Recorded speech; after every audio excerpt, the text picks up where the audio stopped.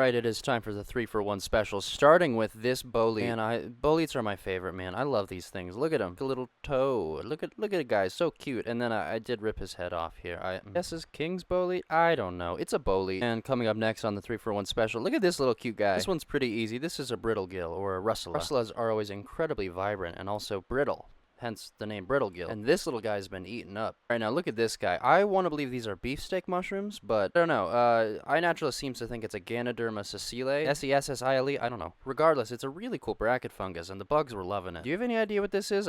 You know what? Let me know. Shoot me a comment. Let me know. You know what? Screw the establishment. I'm giving you a fourth. Look at this Amanita, and look at this very happy little slug. Okay, bye. Bye.